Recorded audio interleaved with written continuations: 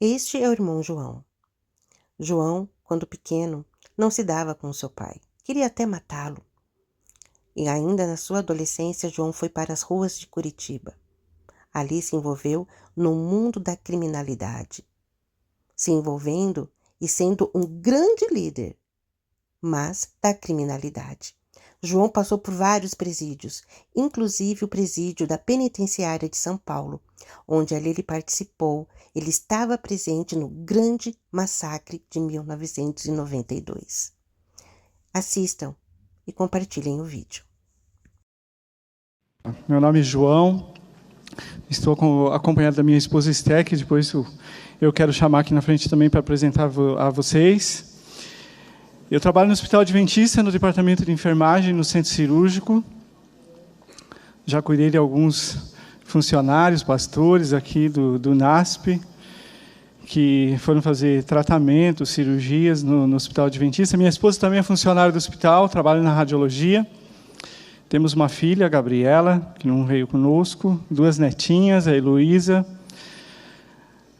e a Júlia. O Raio, nosso genro, mandaram também um abraço para vocês. Queridos, eu vim aqui contar o meu testemunho para vocês nessa tarde de sábado. Eu nunca imaginei estar aqui, nunca pensei que eu tivesse coragem de abrir a minha vida, meu coração diante de tantas pessoas, mas graças a Deus, Deus tem me encorajado para isso e foi um concerto que eu fiz com Deus, de poder contar o que Deus tem feito, o que Ele fez na minha vida e o que Ele continua fazendo.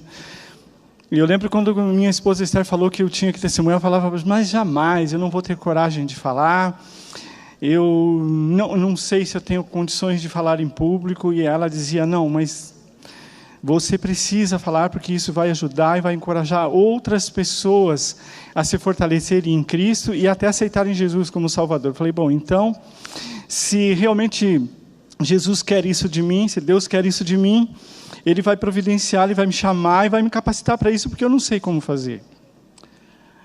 E Ele fez tão bem isso que hoje eu estou tendo o privilégio de falar aqui para vocês.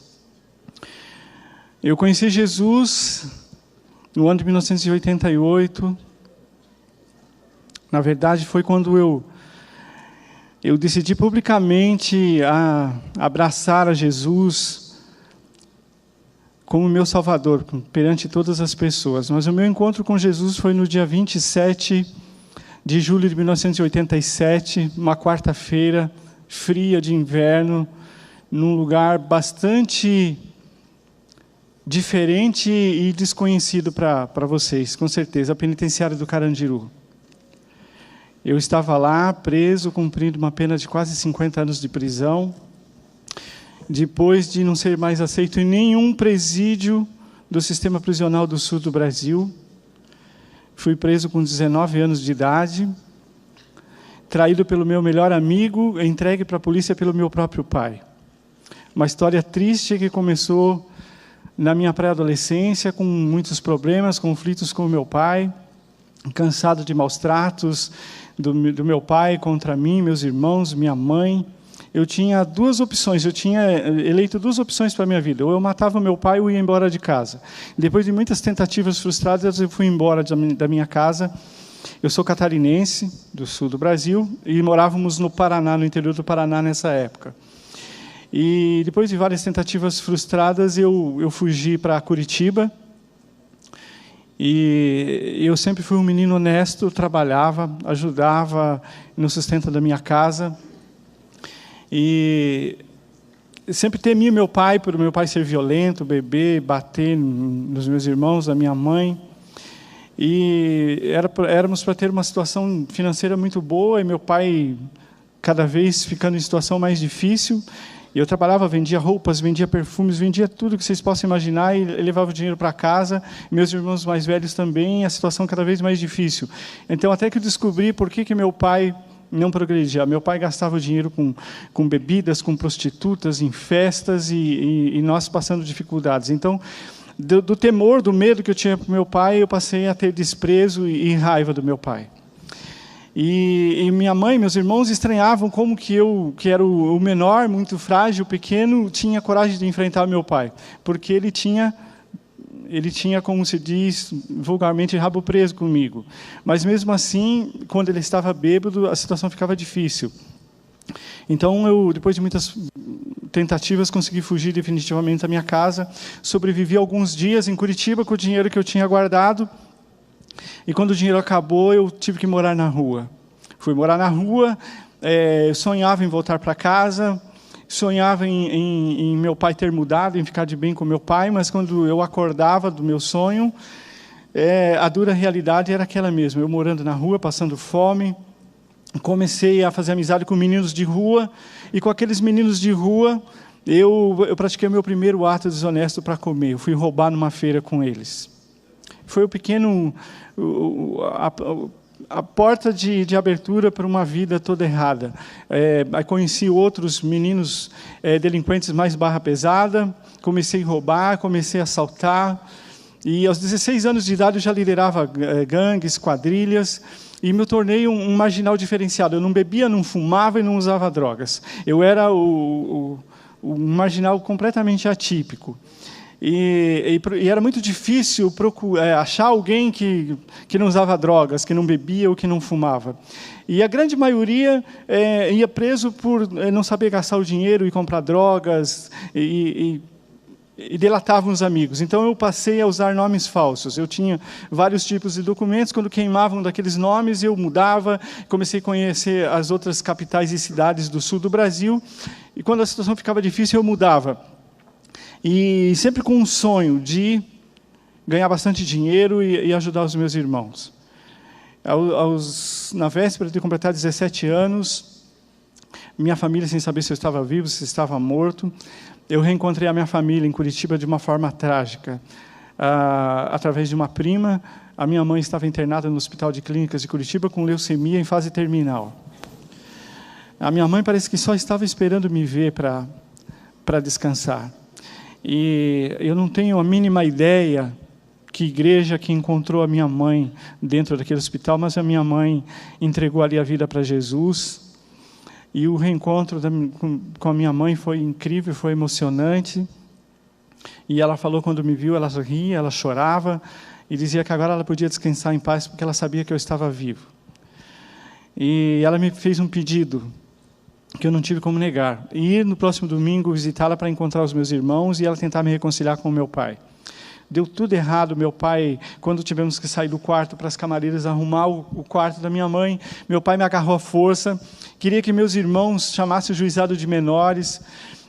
Meu pai percebeu, apesar de ser uma pessoa simples do interior, pelo jeito altivo, arrogante com que eu olhava e encarava, que eu não estava envolvido em coisa boa. E com a interferência da minha mãe, dos meus irmãos, eu escapei do meu pai, os seguranças do hospital me pegaram, e a minha mãe suplicou para o meu pai me deixar em paz, e aí eu ia, nos dias de semana, visitar minha mãe, que meu pai trabalhava. Mas teve um domingo que eu falei, não, esse domingo eu vou mesmo. Naquele domingo eu completaria... no sábado eu tinha completado 17 anos e eu sabia que minha mãe queria me ver. A minha irmã, do mesmo dia, mesmo mês que eu, 3 anos mais nova também, eu fui lá. E aí cheguei na fila, meu pai estava lá, não olhou para mim, nem eu para ele, cumprimentei meus irmãos, e a senha não era liberada, e demorando, e eu fui atrás para saber o porquê.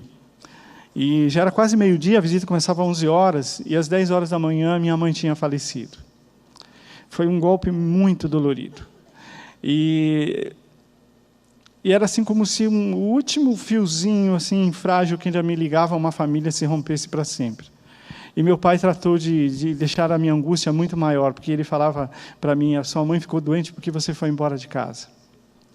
Então eu sentia uma culpa, um remorso que me consumia, me devorava. E aí meus irmãos passaram a ficar numa situação muito difícil, os menores, as minhas irmãs e meu irmão caçula.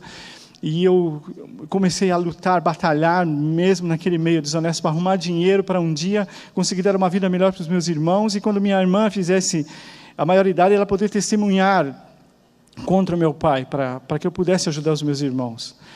Aí, como eu na introdução falei para vocês, quando eu estava com 19 anos para 20 anos, o meu melhor amigo, o único que sabia meu nome verdadeiro, o único que eu tinha levado na minha casa, o único que eu confiei plenamente. E a Bíblia fala assim: enganoso é o coração. Mas muitas vezes nós confiamos no amigo. Não que eu tenho amigos incríveis que têm muito mais assim apego e convívio do que com os meus próprios irmãos. E para eles muitas vezes nós tiramos a nossa máscara mais escondida, que nós não tiramos nem para Jesus, apesar de eles nos conhecer completamente, como diz o Salmo 134. Então, esse amigo foi preso com uma outra quadrilha. Ele tinha uma esposa e tinha uma outra família clandestina, então o dinheiro nunca chegava. Ele foi preso com uma outra quadrilha, ele foi torturado, não tinha o dinheiro suficiente para dar para os policiais. Os policiais fizeram o seguinte acordo, muito comum no submundo do crime: nós queremos uma cabeça boa, que nós buscamos há muito tempo, não sabemos quem é, mas temos certeza que você sabe quem é. E assim ele me entregou para os policiais para parar de apanhar. E eu passei agora a frequentar as capas dos jornais, as páginas policiais, minha foto que eu tinha tirado junto com ele em festas, etc. E aí a minha família no sul do Brasil, bem conceituada, tudo, principalmente pelo lado do meu avô, e aquele escândalo todo, e procura, e agora ninguém mais queria assaltar comigo, ninguém queria roubar. Eu era um cara chamado premiado, muito procurado, visado, e a insegurança total, todo mundo que me olhava mais demoradamente na rua, eu achava que estava me reconhecendo. E então eu comecei a mudar de um lugar para outro, e meu pai soube do local onde eu estava. E ele sofreu uma pressão muito grande da parte dos policiais, e naquele momento falou mais alto o coração de pai. E os policiais ameaçaram muito: olha, o seu filho tem dito, tem telefonado, era tudo mentira. Eles fazem essas armadilhas para pegar as pessoas que não têm experiência, que ele não vai se entregar. E provavelmente ele vai morrer num cerco. Ele já escapou de alguns e ele vai morrer. Então meu pai, nesse momento, falou o coração. Graças a Deus, falou o coração de pai nesse momento. E ele fez um acordo com os policiais, que ele levaria os policiais onde eu estava, mas que ele estivesse junto para ter certeza que nenhum mal iria me acontecer. É claro que eu não gostei nada dessa ideia. Hoje eu louvo a Deus por isso. Mas eu fiquei muito, muito louco com meu pai mesmo. Aquela mágoa, aquele rancor se transformou num ódio tremendo. E aí eu fui preso, fui torturado. Eu achava que eu era o malandro, que eu era o cara. Já tantos integrantes de gangue que já tinham sido presos e eu não. E eu fui conhecer agora o mundo que eu tinha abraçado, que eu tinha escolhido viver. Eu achava que eu era o cara, que eu era o malandro. Eu tinha dado baile em um monte de vezes na polícia de 3 estados do sul do Brasil. Fui preso, apanhei tudo que vocês possam imaginar, barbaridades, as torturas, e não delatei ninguém. As únicas 2 manchas que um bandido não pode ter na sua ficha criminal: ele não ser um estuprador e não ser um dedo duro. E eu cheguei lá dentro da penitenciária pela primeira vez, com o peito bem estufado, o nariz empinado, achando que eu era o cara. Só que eu estava entrando na pós-graduação do crime pela janela dos fundos. Eu nunca tinha tido uma passagem sequer por uma FEBEM.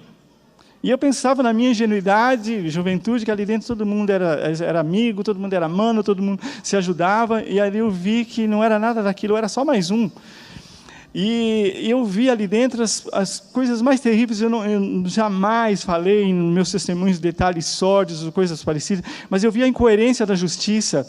Ali dentro estavam pais de família que não tinham condições de pagar a pensão ou não quiseram pagar para a ex-esposa, para os filhos, e eram delatados pela sua companheira e eram jogados lá dentro junto com os piores bandidos e assassinos.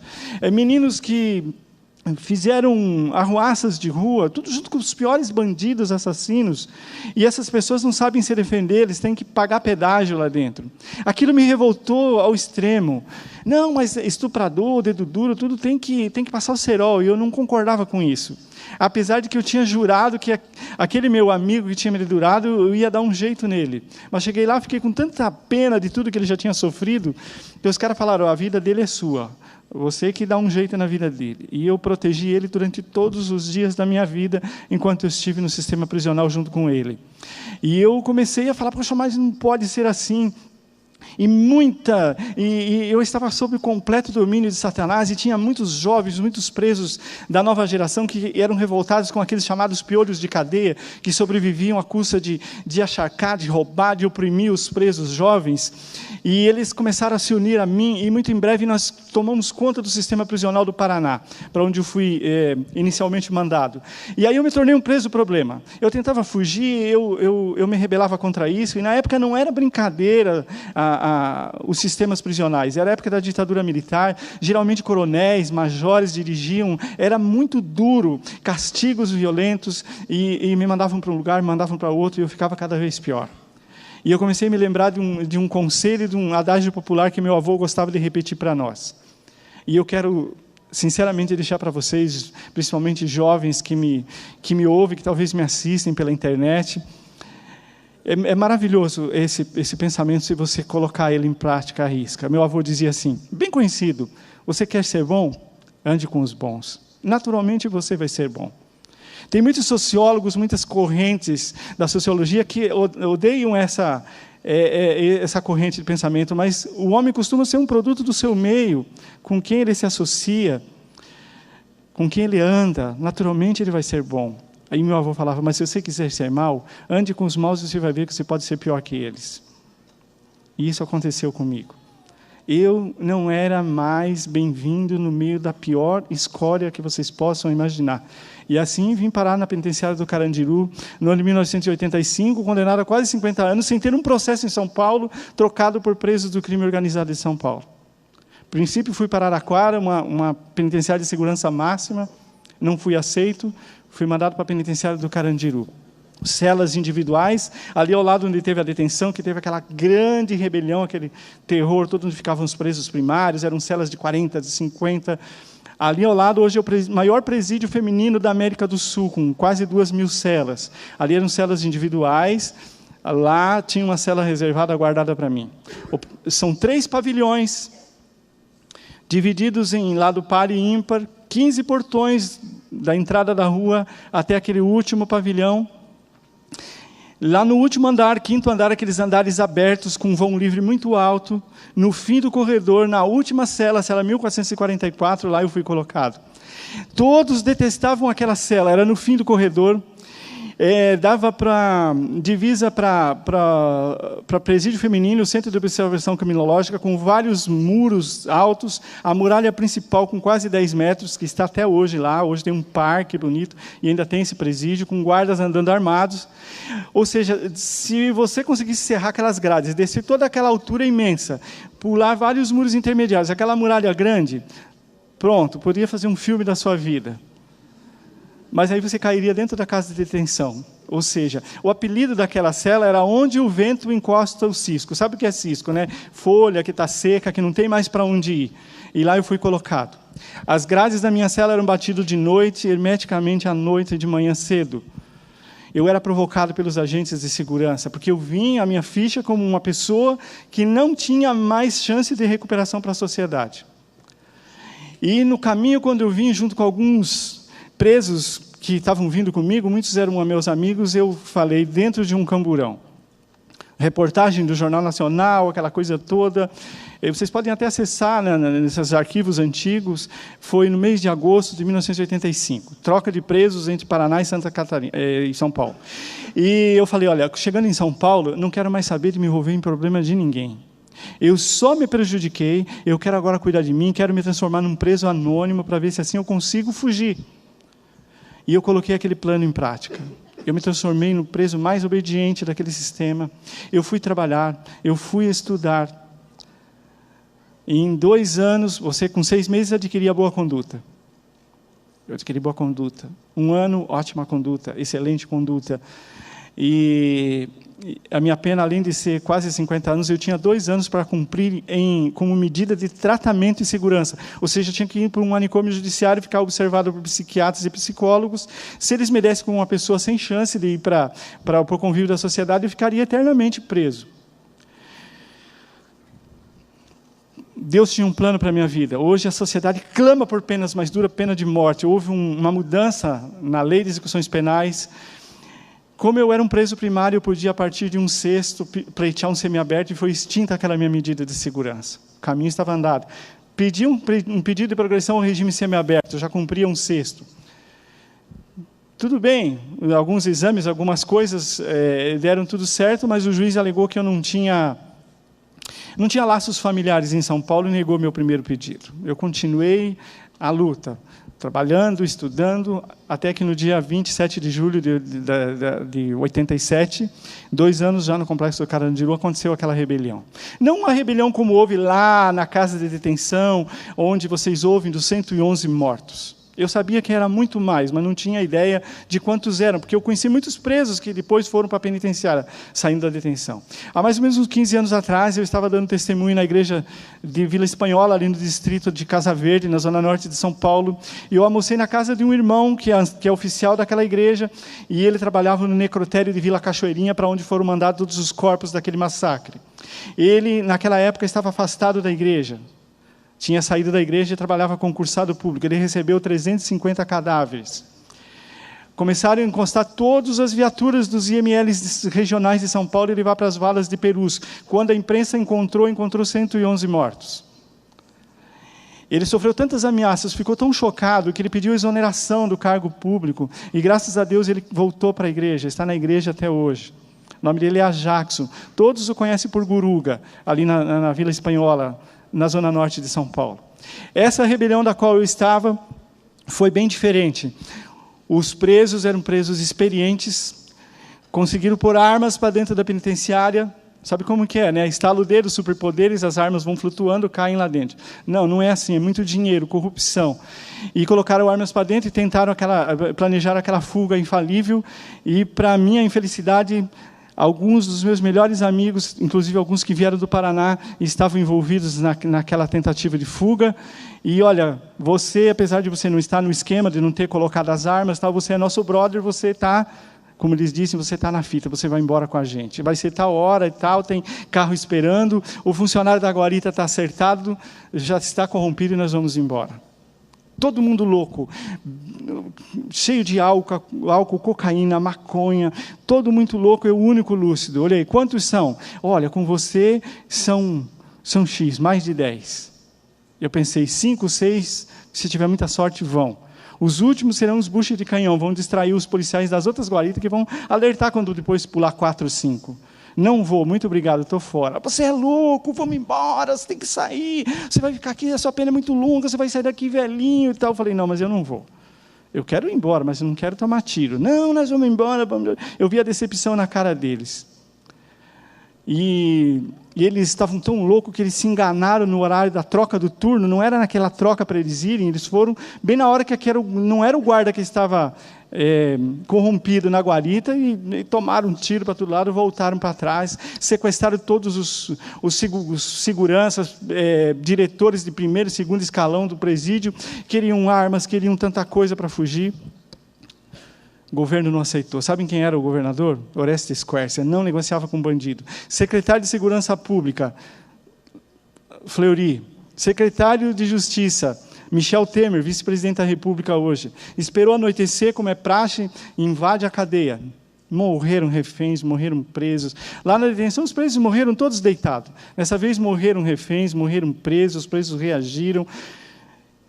E aí até que aconteceu o meu encontro com Jesus naquela noite, por volta de meia-noite. Numa oficina onde eu procurei ficar, tinha uma oficina do Senai, onde eu estava fazendo um curso, uma tornearia. E eu sabia que eu não podia ficar num lugar sozinho. Eu corria risco de vida, porque os guardas sabiam que os meus amigos estavam envolvidos. Então, quando eles invadiram aquele local, procurei ficar ali no meio, onde tinha bastante gente. E para tentar passar batida, na hora que eles invadiram, cortaram aquelas grades, armas de laser, bomba de gás lacrimogêneo, de efeito moral, eu me escondi atrás de um torno e fiz uma oração desesperada. Lembrei da minha mãe, que falou que se um dia eu estivesse em desespero, era para eu clamar a Jesus, que Ele me salvaria. Lembrei de dentro da prisão, de quantas vezes Jesus sempre tentou me buscar, e eu virava as costas. E muitas vezes eu zombava. Muitas vezes eu dizia para aqueles heróis que aceitavam Jesus lá dentro: vocês são os covardes, estão se escondendo atrás da Bíblia, não tem mais coragem para encarar a barra pesada, agora estão se escondendo atrás da Bíblia. E naquela fração de segundos eu lembrei de tudo isso, mas lembrei da minha mãe. E eu não queria morrer daquele jeito, sem deixar saudade, odiando meu pai. Praticamente eu não tinha mais família, não tinha nada, não tinha sonhos, eu vegetava. Eu tinha pesadelos horríveis, eu era consumido pela culpa, pelo remorso, eu me sentia um monstro, não via mais nem sombra daquele menino cheio de sonhos que um dia saiu de casa em busca de liberdade. E eu fiz a primeira oração da minha vida. E eu falo para você, se você está esperando você ser santo para você orar a Deus, você nunca vai orar. Você tem que orar a Deus e abrir o seu coração do jeito que você está. E eu não pronunciei uma palavra, mas eu fiz uma oração. Falei: Senhor Jesus, me perdoe por estar agora recorrendo a Ti. Muitas vezes eu lhe desprezei, zombei. Mas se o Senhor existe de verdade, Senhor, por favor, salva a minha vida. E eu prometo que eu entrego minha vida a Ti. Não tomei um arranhão. Os meus amigos ficavam: nossa, como que você sobreviveu? E eu fui para o Paraná responder um último processo, fiquei na cela da Polinter, um lugar horrível, encontrei uma pessoa sofrida, e perguntou como que eu tinha sobrevivido da rebelião, e eu contei, e ele falou: nossa, Jesus salvou a sua vida.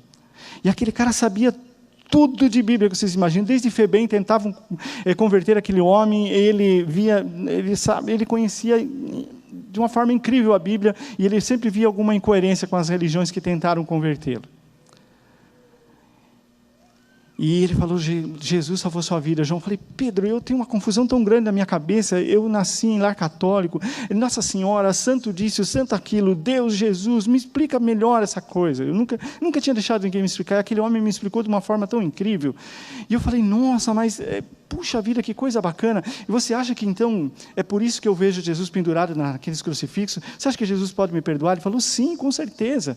Jesus vai te perdoar, vai te dar a paz. E Jesus vai te dar a vida eterna. Eu falei: o que é a vida eterna?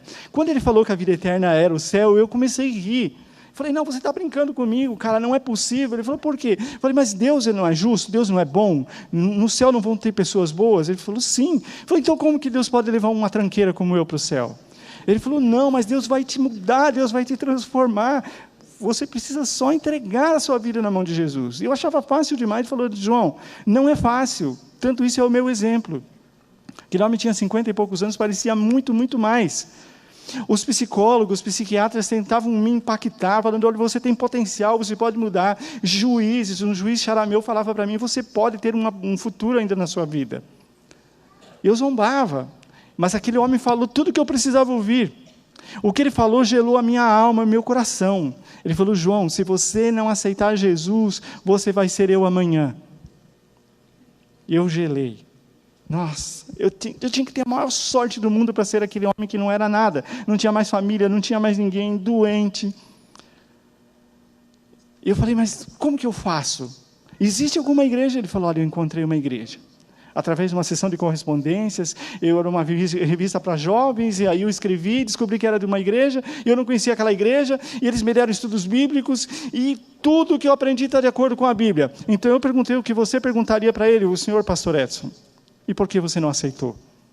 E sabe o que ele falou para mim? A maior mentira que Satanás quer que eu e você acreditemos. Para mim é tarde demais, ele falou. Como eu sinto não conhecer o que eu conheço hoje para dizer para ele que essa é a maior mentira que Satanás quer que você acredite. Nunca é tarde demais para Jesus. Jesus pode todas as coisas. A prova disso é por eu estar aqui hoje.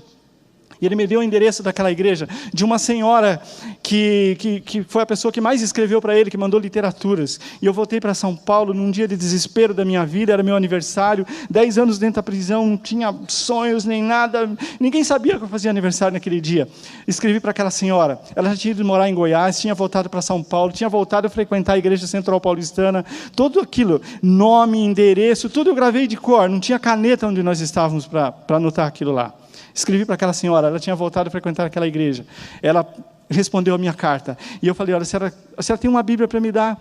A senhora pode realmente confirmar as palavras que o Pedro falou, que Jesus pode transformar a minha vida, pode me aceitar? E ela ficou preocupadíssima. Nossa, ele está desesperado. Falou: olha, eu quero te dar uma Bíblia, mas eu não quero simplesmente te mandar uma Bíblia. Eu posso te visitar? E Deus tinha um plano para a minha vida. Hoje só pode entrar parente de primeiro grau num presídio de segurança máxima. Naquela época podia entrar 4 pessoas com amigos. Meu hall de visita estava vazio, não tinha ninguém. Eu coloquei o nome dela, ela passou a me visitar. Me levou Bíblias, e eu passei a estudar aquela Bíblia escondido. E um dia eu disse assim: Dona Angelina, estou apaixonado por Jesus. E ela, amém, glória a Deus por isso. Mas eu não tenho coragem de assumir. Me ensina a rezar. Era assim que eu sabia dizer.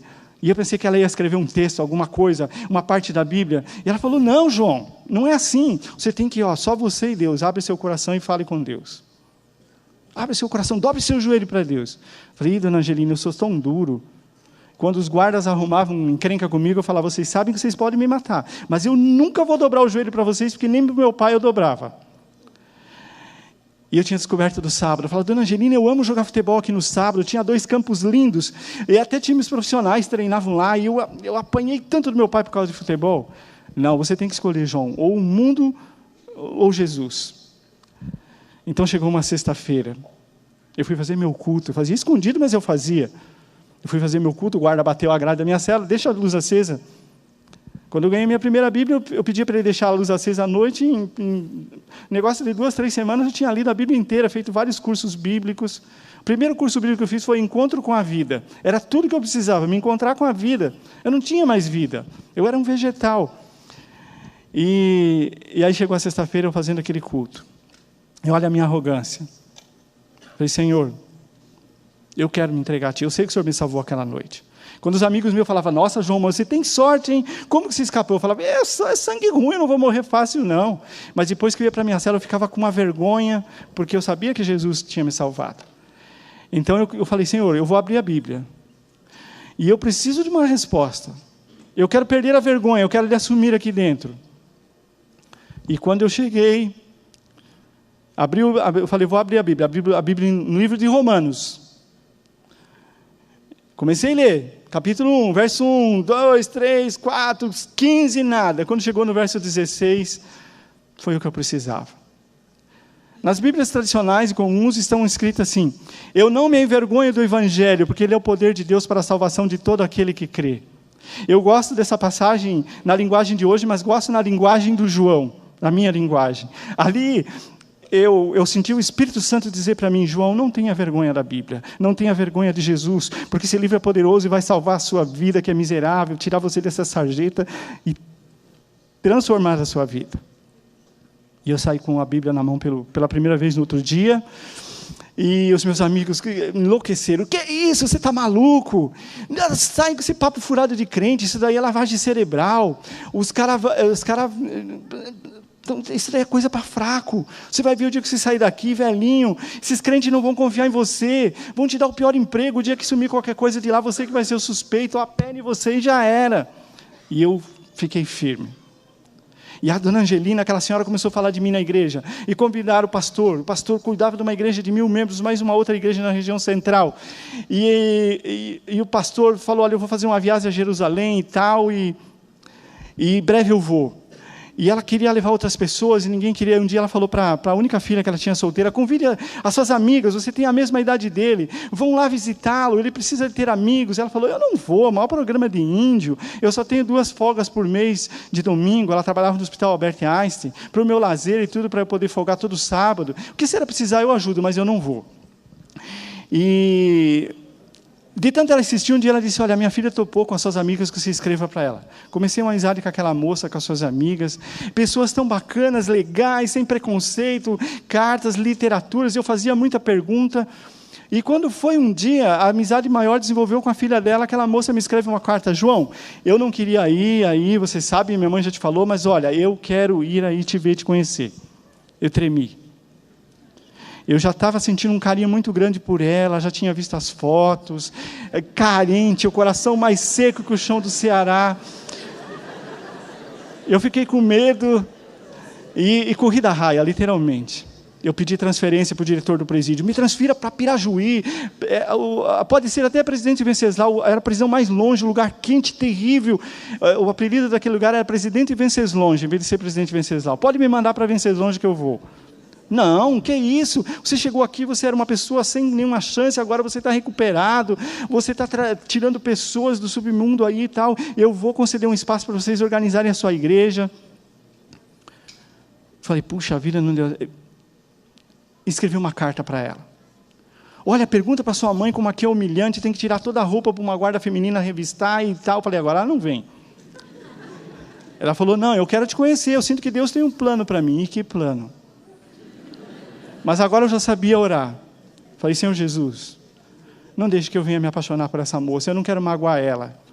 Eu achava que ela, nossa, se ela descobrisse isso que eu estava gostando dela, era uma ofensa. E eu orei com todo o meu coração, e hoje entendo porque muitas vezes nós derramamos a nossa alma aos pés de Jesus, e nós temos certeza que o céu inteiro ouviu, mas Jesus não atendeu. Sabe por quê? Porque Ele que sabe o que é bom para mim e para você. Tem coisas que nós pedimos se Ele nos conceder a nossa destruição. E eu falei, agora não tem jeito, coloquei o nome do hall de visitas, ela veio e foi olhar para aqueles olhos verdes, para aquele rostinho meio, eu me apaixonei, olha, arriei step, pneus, 4 pneus, macaco, tudo. E eu ficava assim, sabe, desesperado, porque eu falei, por que vai ser de mim agora? E ela ia a cada 15 dias com a mãe. E eu falei assim, a mãe não pode descobrir uma espanhola brava. E eu amei o jeito dela, porque ela era sincera e tal. E aí, quando foi um dia, ela falou naquelas visitas que ela ia sozinha, que ela estava de plantão, ela falou, eu descobri que você está gamadão na minha gata. Eu falei, nossa, dona Angelina, está tão na cara assim. Ela falou, olha no espelho o brilho dos seus olhos. Eu falei, por favor, não conta nada para ela. Eu tô quase estourando o tempo aqui, mas vocês vão ter um pouquinho de paciência. E eu falei, claro, por favor, eu não queria que ela viesse aqui. A senhora que começou com essa história. E aí escrevi uma carta, por favor, dona Angelina, não conta para sua filha que eu estou apaixonado por ela. E pedi para ela, peça para ela não vir mais aqui, eu não tenho coragem. E a mãe chegou e foi falar, filha, acho que é bom você não ir mais lá na prisão. Ah, não, mãe, mas que negócio estranho. Primeiro eu não queria ir. Agora que eu quero, que eu estou gostando, a senhora não quer. Por quê? Ah, mas eu prometi para ele que eu não posso contar o motivo. Só que a mãe dela tinha dado uma saída e deixou a minha carta aberta em cima da estante. E mulher não é curiosa. Só um pouquinho, né? Ela falou assim, a minha mãe não vai me matar, eu li a carta, ele leu a carta, então ela já sabia do que ela desconfiava, teve certeza. Falei, mãe, eu já estou sabendo, o João está gostando de mim. Nossa, filha, e agora? Coitado, ele não pode se iludir. Sabe o que eu falei para ele? Que você nunca, olha o tempo do verbo, nunca ia corresponder a esse sentimento. Às vezes nós conhecemos Jesus, sabemos como Ele é bom, como Ele é maravilhoso, mas nós limitamos o poder de Jesus. Jesus é mais, Jesus é tudo, Jesus é maravilhoso. Então ela falou, mãe, você acredita que o João está transformado? Claro, filha, você acha o quê? Que eu ia estar indo lá de bobeira e tal? Claro, acredito plenamente. Mãe, eu também estou gostando dele. Ainda bem que ela me conhecia, dona Angelina. Já pensou? Você, mãe, que está aqui, sua filha chegar, mãe, gostei de um rapaz, ele quer, só falta batizar, aceitou Jesus, me leve para conhecer ele. Não, não posso, ele está lá no Carandiru preso. Eu tenho uma filha linda, de pouco mais de 20 anos, casada, bem casada, graças a Deus, com uma pessoa bem-sucedida, cristã, temente a Deus. Se ela viesse com um papo desse, eu mandava ela para a Sibéria. Sem nenhuma chance, que loucura. Mãe, eu também estou apaixonada por ele. Mas, filha, você é tímida, ele nunca vai ter coragem, o que vocês vão fazer? Eu dou um jeito. Mandou uma carta. João, você pode pedir para minha mãe deixar no domingo que vem eu ir sozinha, preciso muito falar com você. Nossas pernas tremeram. E sujou. Agora o negócio lá quebrou o pau, eu vou perder minhas amigas, nunca mais vou ver ela. Falei, puxa vida, eu escrevi uma carta rapidinho, ela morava no bairro da Liberdade, ali encostadinho, 10 minutinhos de metrô. Você poderia falar, adiantar o assunto, você me deixou muito na expectativa.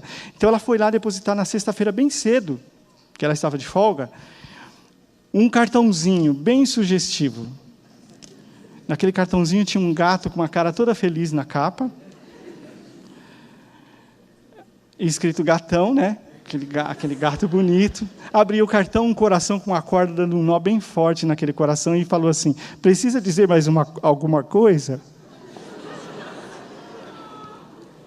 Aquele domingo não chegava. E lá, eu tinha a camiseta branca, duas bem bonitinhas, bem branquinha para o uniforme, calça bege.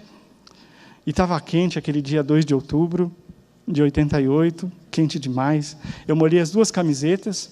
Aí a única coisa que restou seco foi um moletom azul marinho. Eu pus aquele mesmo e cheguei lá parecendo uma Maria Fumaça, transpirando, naquele corredor, um lugar romântico para se conversar de namoro, quase 1 quilômetro de comprimento, visitas do lado, aquela balbúrdia criança, eu tinha reservado um local, sentamos ali, eu daquele jeito, suando, transpirando, ela com a mão gelada.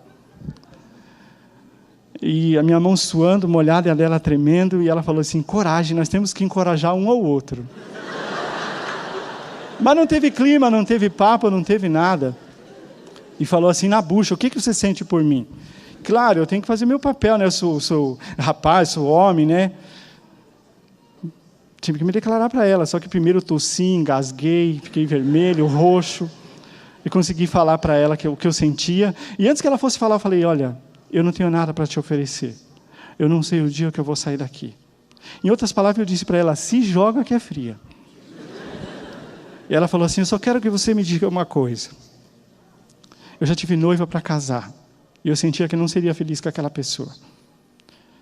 Eu nunca me senti importante na vida de alguém.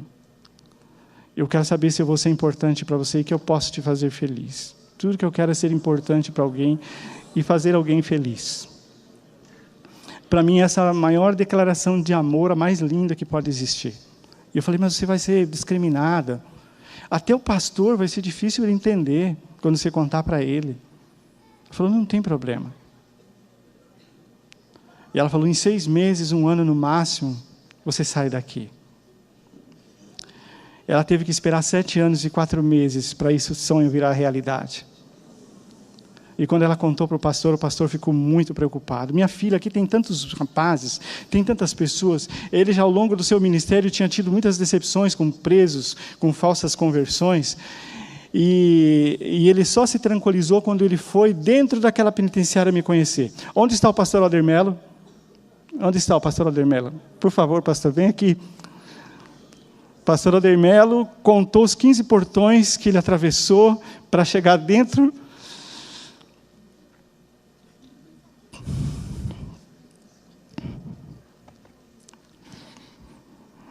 Para chegar dentro daquele presídio para me viver. Não sei como o pastor pensava que eu era, apesar que ele teve ministério no Sul, ele sabe que a maioria dos catarinenses são meio branquelos, assim como eu e tal, mas a grande maioria das pessoas que me chamam e não me conhecem, onde eu vou, penso que eu sou um negrão desse tamanho, uma jamanta, e aí, mano, como é que é? E aí, pastor, é nós. E era um dia que podiam entrar todos os visitantes dentro da cela. E o pastor teve que subir aqueles 5 andares. E eu, de vez em quando, ia lá espiar. E ali, muitas pessoas foram me visitar aquele dia, as pessoas que estavam interessadas. E a maioria de vocês tem uma ideia de que um presídio é aquelas celas imundas, sujas, apinhadas de gente. E lá era uma cela individual. Tinha cortinas, eu limpava bem minha cela, eu tinha livros. E eu reconheci o pastor lá. O pastor de terno, com a Bíblia. E o pastor achou que os presos não gostavam dos crentes, né, pastor? Porque quando ele pôs o pé no degrau, o preso que estava no meio da escada voltou para trás e abaixou a cabeça. É respeito, eles respeitam tremendamente as visitas. Pode ser o bandido mais temido lá dentro, se desrespeitar uma visita, ele é um cara morto. E foi assim que o senhor me conheceu, né, pastor? 25 anos atrás. Foi assim. Parece que foi ontem, né, pastor? É verdade. Vamos chamar a Esther aqui também. Enquanto a Esther vem, a Esther e a irmã Angelina me falaram do namoro, do casamento, e eu disse, ó, não podemos fazer o seu casamento, Esther. Não se casa um adventista com um não adventista. Aí foi uma tristeza para o João, não é? Uma tristeza enorme. Mas a impressão, João, quando eu entrei, atrás de mim se fecharam, eu contei 8 portões. São 15 portões. São 15.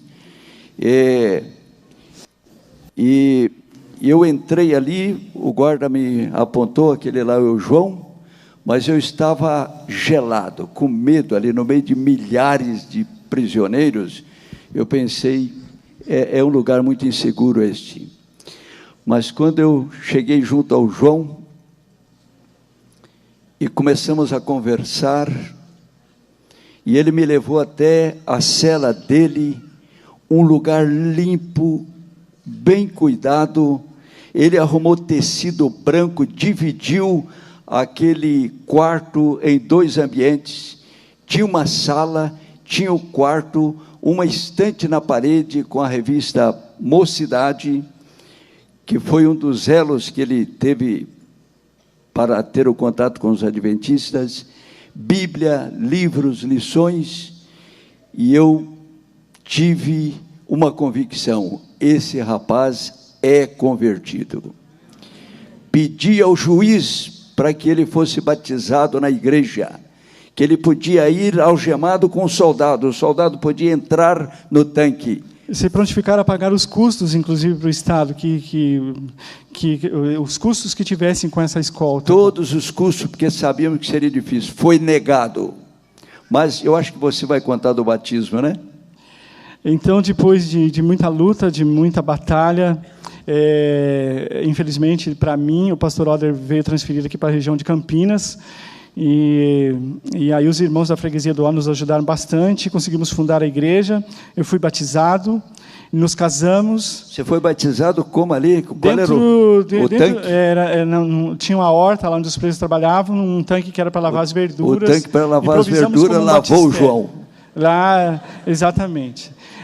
Fui batizado lá e fui escolhido para ser o líder da nossa igreja dentro da penitenciária, onde eu exerci esse trabalho por bastante tempo. E, lógico, eu queria logo sair. Quantos membros chegou a ter a congregação?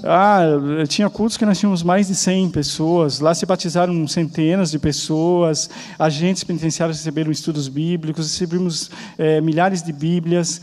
E a Esther foi atrás de advogado, ela foi falar com uma prima e um primo. O primo era juiz corregedor dos presídios.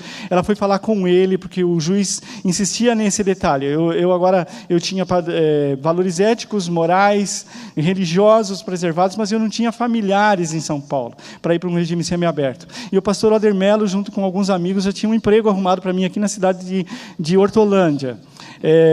Então eu viria para o semiaberto daqui, mas o juiz começou a protelar. E então a Esther foi falar com esse primo, e era só ele fazer assim, eu saía de lá. Mas imagina, o juiz que julgava o meu caso é um dos juízes mais duros de São Paulo, o doutor Ivo de Almeida. Ele que colocou toda aquela máfia de fiscais há 12 anos atrás preso em São Paulo. E o primo da Esther falou: olha, eu não posso interferir assim, claramente, porque já pensou ele chegar lá, falar: olha, minha prima gostou de um carinha aí e tal, mais ou menos assim, bandidão, 3 estados não quiseram mais, dá uma força para sair. Aí amanhã depois esse juiz fala assim: aí agora eu quero que solte o Marcola. É mole ou não? Claro que ele não pode, mas conseguiu uma audiência para a Esther junto com a prima dela. A prima da Esther é irmã da Deise, que o senhor conhece lá do NASP, de Hortolândia, esposa do Nelson, né?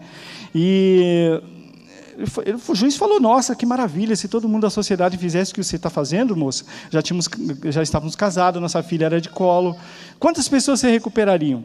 Na hora que ele pediu o prontuário, pastor, o semblante dele ficou carregado, ele falou: eu admiro sua coragem e te parabenizo novamente, não vou soltar.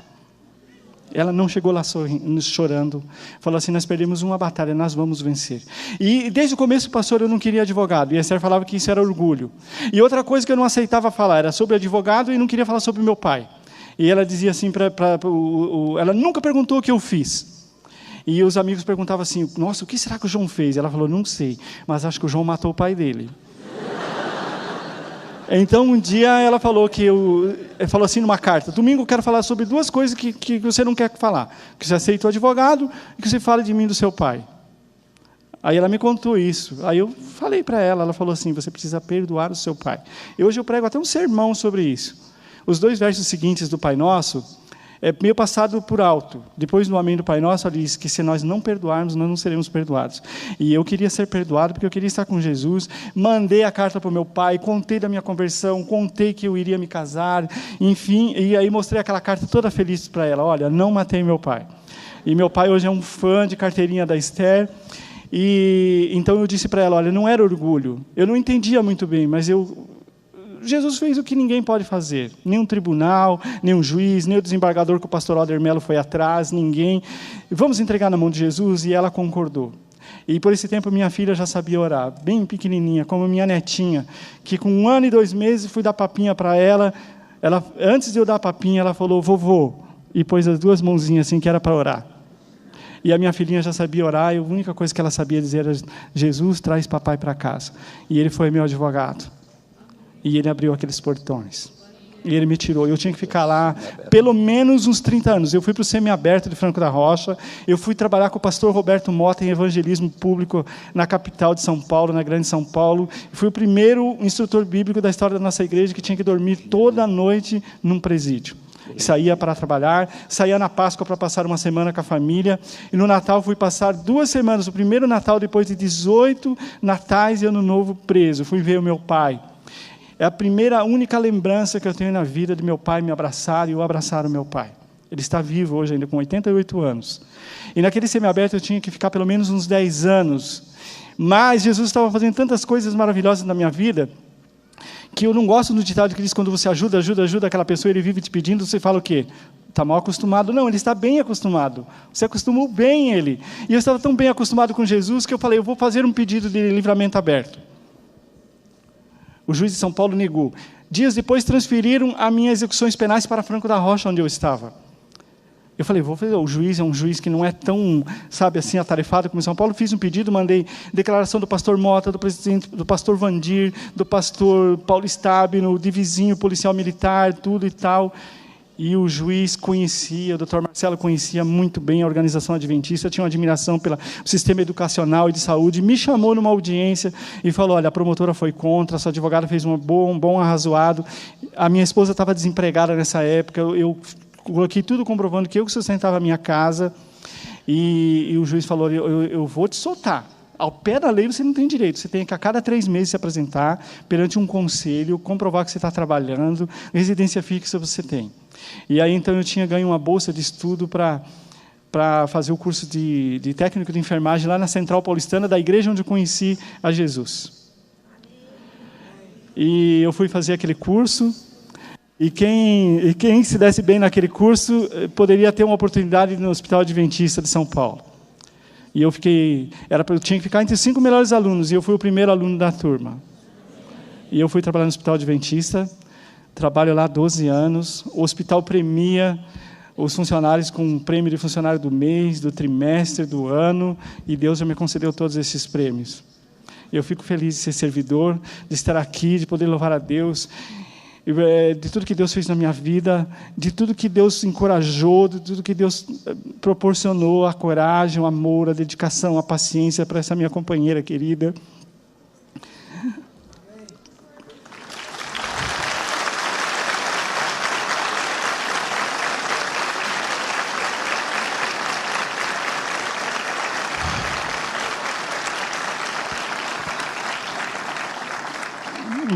Eu acho que o testemunho da Esther é muito mais grandioso do que Deus fez na minha vida. E, pastor, eu chamei aqui hoje porque eu devia essa homenagem para o senhor, viu?